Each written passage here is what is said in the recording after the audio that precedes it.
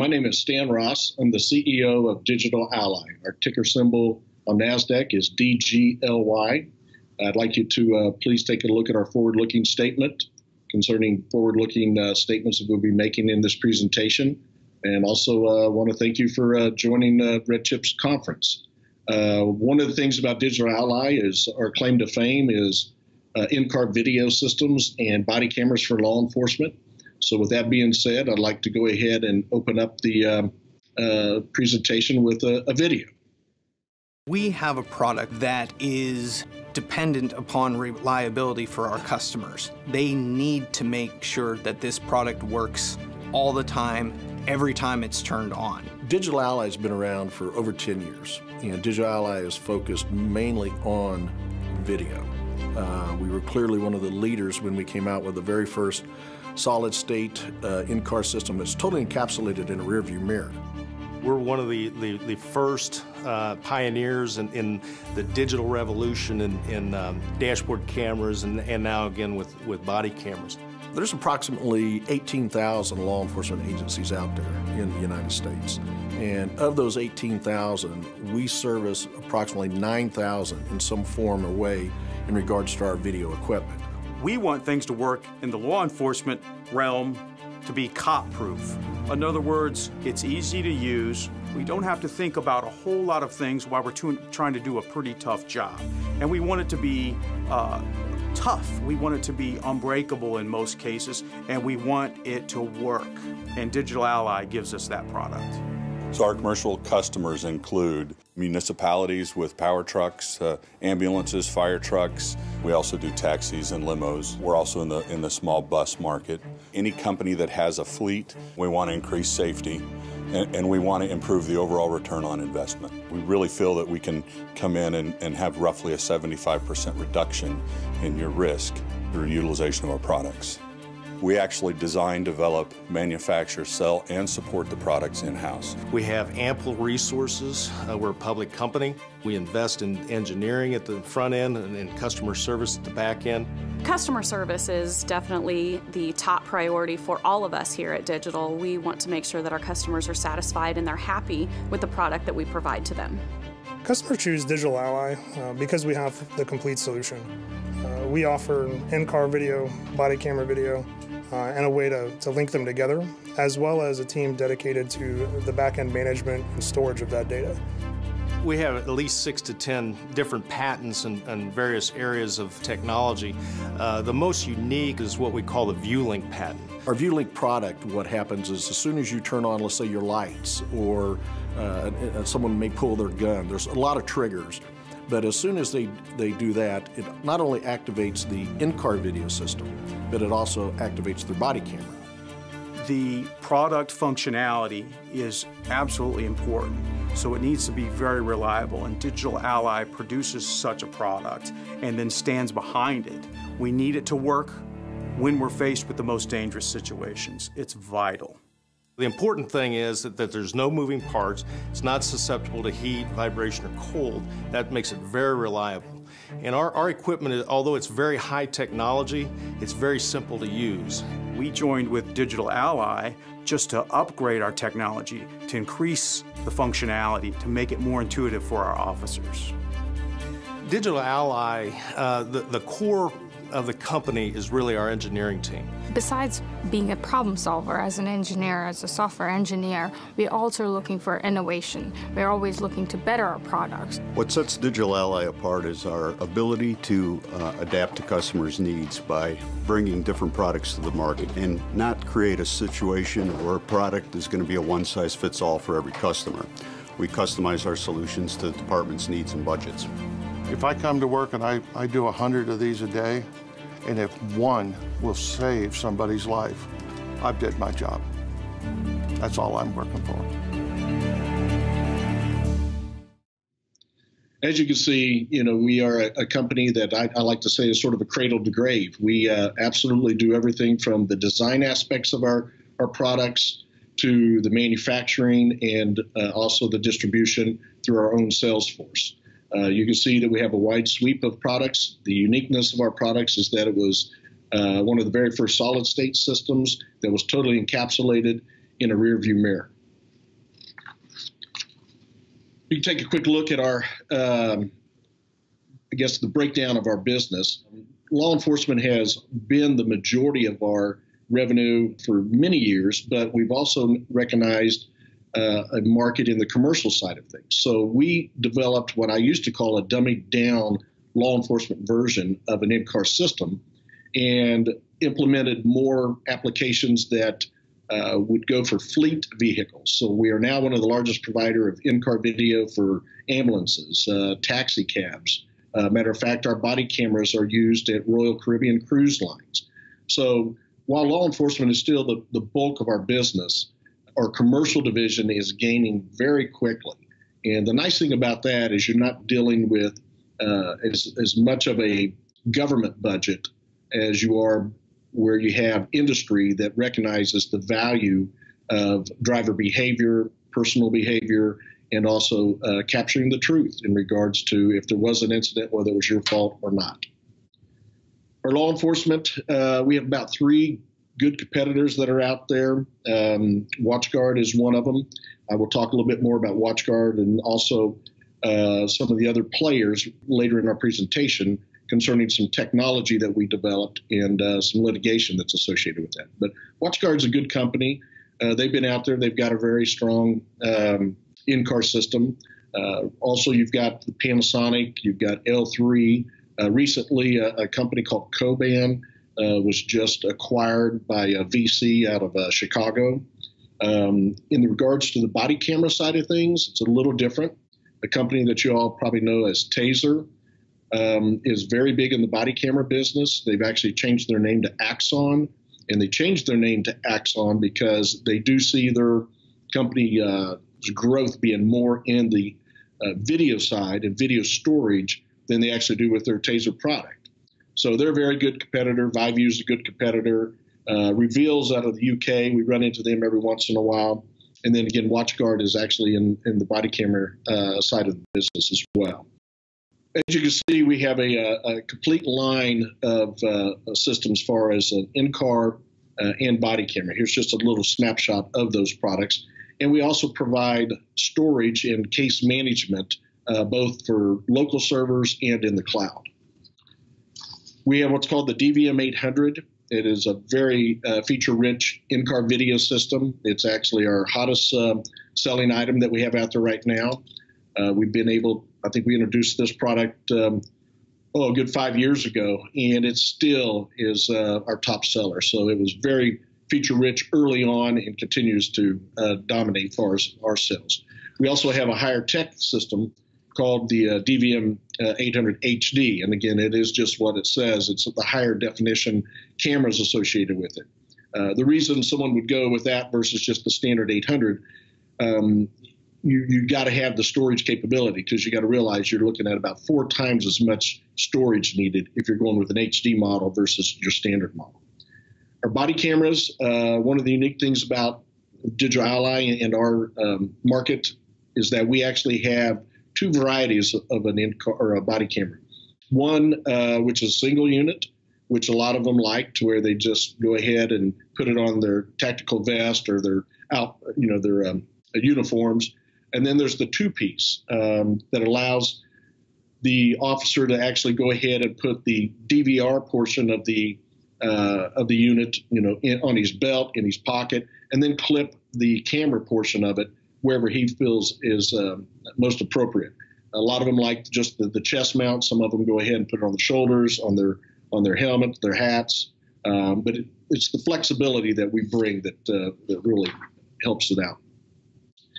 The next item I'm going to talk to you about is what's called the ViewLink. This ViewLink product is auto activation is the best way to describe it. You can imagine what it would be like if you're a police officer and you're out there and you pull over a suspect and things go bad and you forgot to turn your body camera on. There's 2 things that go wrong with that. 1, why did you not turn your body camera on? And 2, the evidence that would have needed to be collected.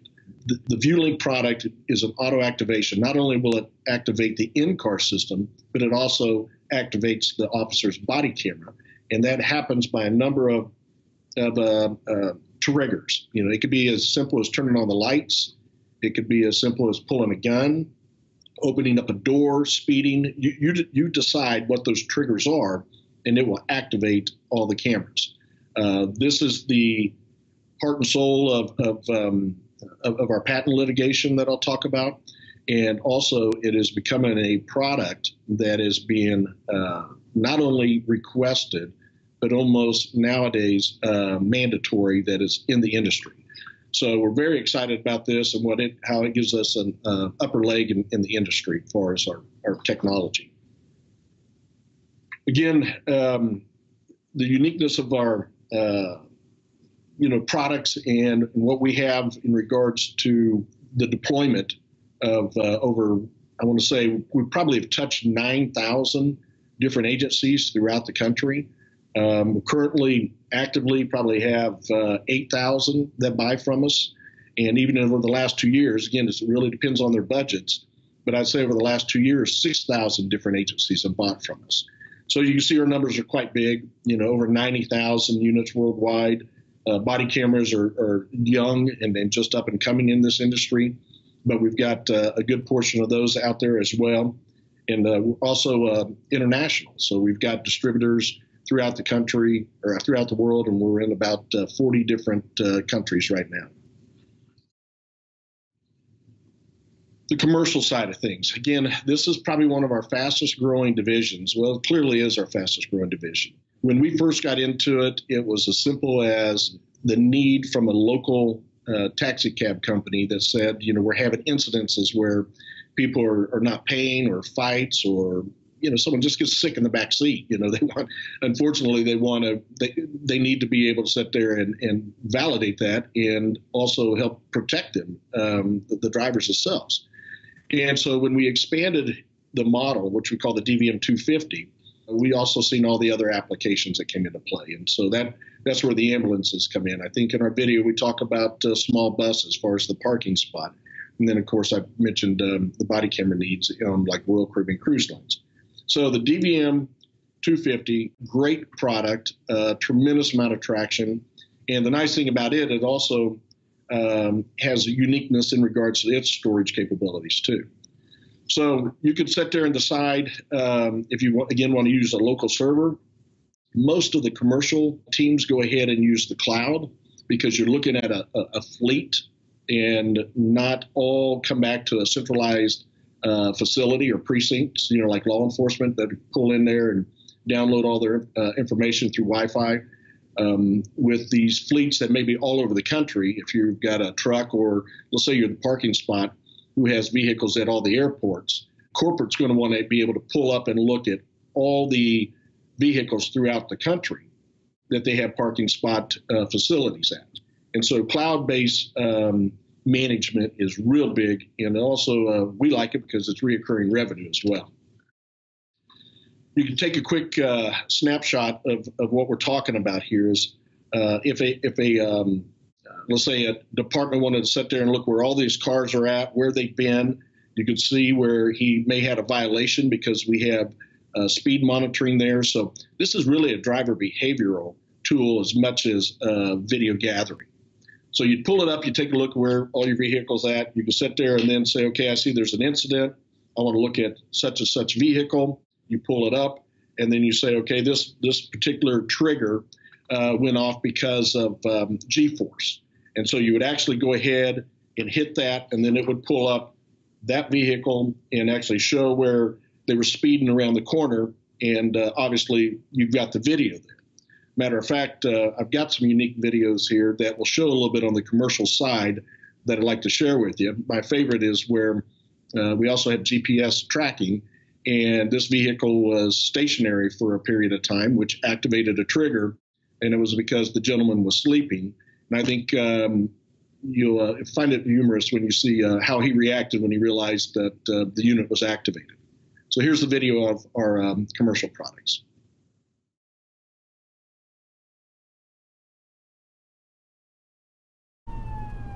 Holy crap.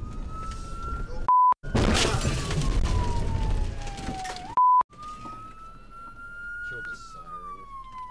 14. Just killed my ambulance, bro.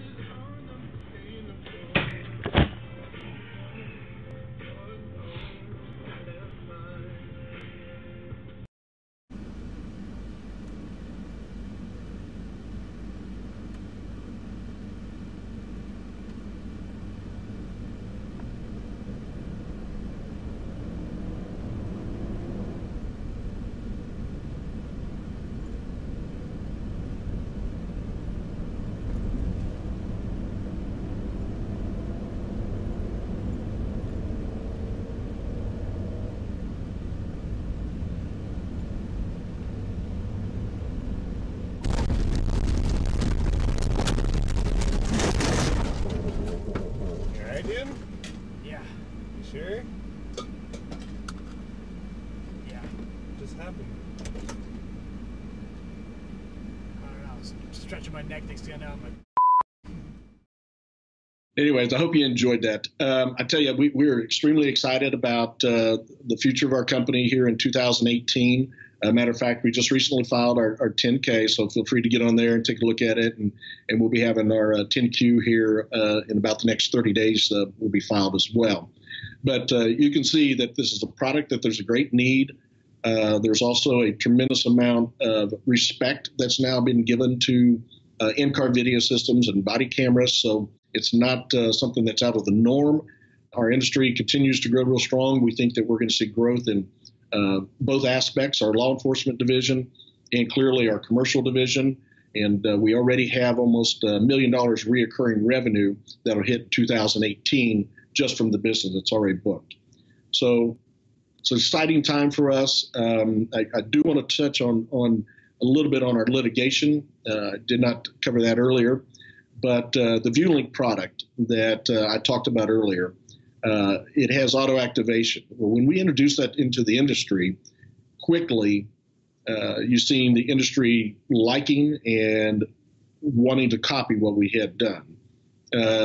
Back in 2016, we were awarded the patent, and immediately Axon/Taser and others were copying our product and challenged the validity of the patents. So we've had a little over 2 years battles with these guys in the patent office. We were very successful in the patent office. They were unsuccessful in dethroning our 452 patent, the 950 patent, the 292. They were able to get a hearing, but that's irrelevant in regards to our litigation. We have sued both Axon and WatchGuard, and we've now been able to go back to the courts because the patent office ruled in our favor. On numerous occasions, ruled on our favor. Therefore, we went back to the courts. Court said we're moving this case forward for patent infringement, damages, and we now have some very solid dates. We just got finished with our Markman's hearing, which was March 7th. We are mandated to go ahead and try mediation with Axon once the Markman hearing is ruled upon, and we have a July 24th pre-trial date already set. So you can see there's a lot of things developing real quickly on our litigation front. And as I mentioned earlier, this is a product that used to be requested. It's now a product that is being required. Again, I can't emphasize enough that, it's one thing for a department not to have the money for a body camera or an in-car system. It's another thing if they didn't turn it on. The reasoning behind it comes into play, and especially when you're talking about racial divide and stuff. So this litigation, you've had WatchGuard that filed an S1 that showed that they've generated about $200 million in revenue over the last 3 years. Taser/Axon has sat there and booked and showed that they've booked almost $750 million in ongoing contracts and product sales and storage. And the way it works in patent litigation is that it's the package. And so you take a cell phone, and let's say I like a certain feature on that cell phone. So I buy that cell phone. And then they find out, well, that feature infringed on someone else.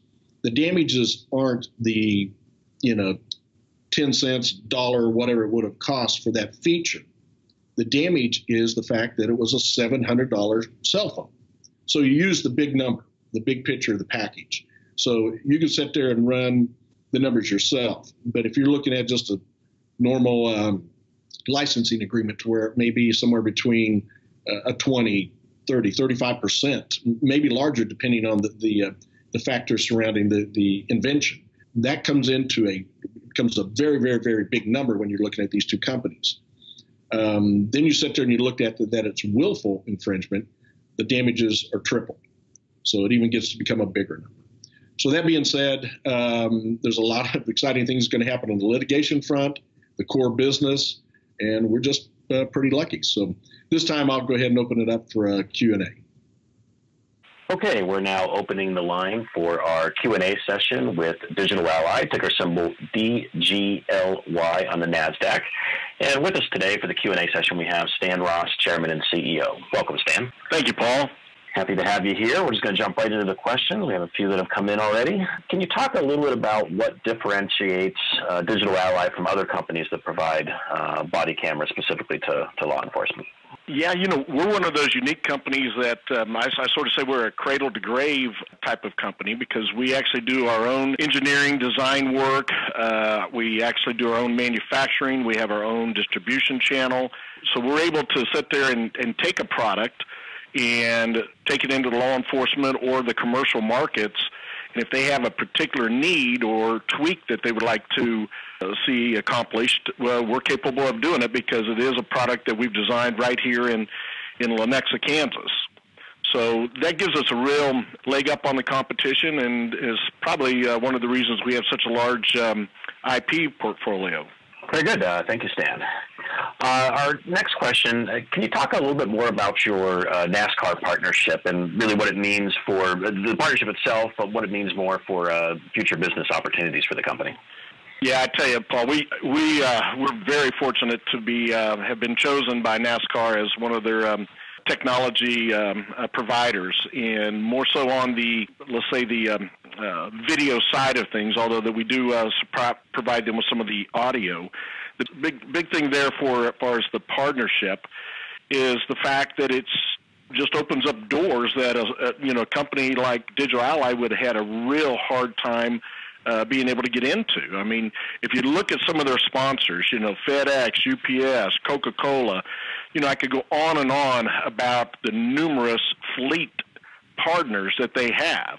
And that's a big, big part of our company is to do in-car video for fleets, driver management, GPS tracking, all the metadata, but all of it being tied to video. So a driver can't just say, he swerved to miss a dog when the truth of the matter is he was picking up his cell phone that he dropped. All of that is captured. So the doors that it opens up is just astronomical. We've already had, I would say, at least 4 major potential customers be exposed to us to where we've actually visited their facilities and they've asked for pilot programs to begin. So it really is a great lead for us, let alone the continued endorsement that you get for being associated with them. Definitely. Very good relationship to have. Stan, our next question, actually I've had a few questions from some investors regarding the litigation that you're involved in with Axon and others. Can you provide an update on where all that stands right now? Yeah, so we're in a pretty good spot. We have had a tough battle with those guys for the last 3 years. We have a product. We have numerous patents, but one in particular is called the ViewLink, and the ViewLink is auto activation. And auto activation is so important nowadays because it's one thing for a department to not be able to afford a body camera. It's another thing if they were able to afford it, the officer was wearing it but did not turn it on. And because you can speculate all you want why he did or did not turn it on. So that's a real big concern with departments, that they're there not only collecting evidence, but also not showing any favoritism along the way. And so the ViewLink product is something that the industry has been requesting, or the auto activation, just about day one since we started introducing it. And immediately we had our competition copy it and started to sell it as well, because these packages that were going out for bid, all of them were requesting auto activation as a feature. Well, now you're finding that they're requiring auto activation to be a feature.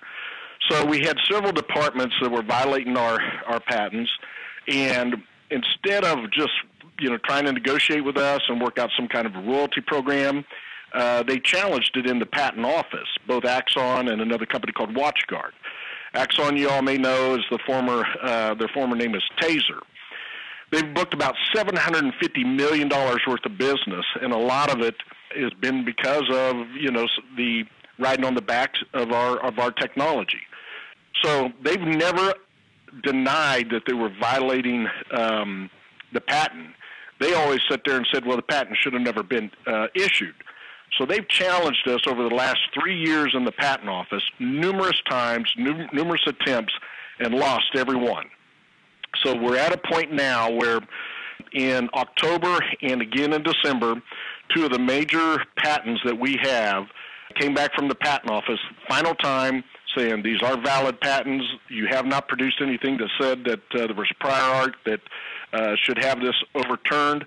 Therefore, we were able to go to the courts and say, okay, the patent office has came back and ruled in our favor.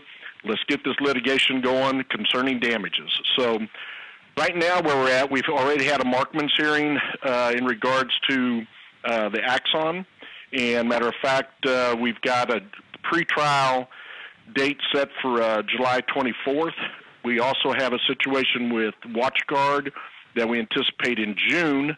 We'll be back in front of the courtroom having the stay lifted against them so that we can start the litigation there. The litigation will go a lot quicker than what you might be thinking, because while we were going through this battle in the patent office, we were allowed to do some of our discovery. So discovery is probably less than 60 days of additional work needed before we're ready to hopefully have the judge go ahead and sign us a date, and we can start picking a Kansas jury. Very good. Thank you, Stan, for that update. And for investors that want to keep abreast of those developments, be sure to sign up for news alerts at redchip.com. We have just about a minute left, Stan. You covered a lot of great information. I guess just what's the key takeaway? Why should investors take interest in Digital Ally today? You know, guys, here's one of the big things. I would not ever recommend someone to look at investing in a company because of litigation.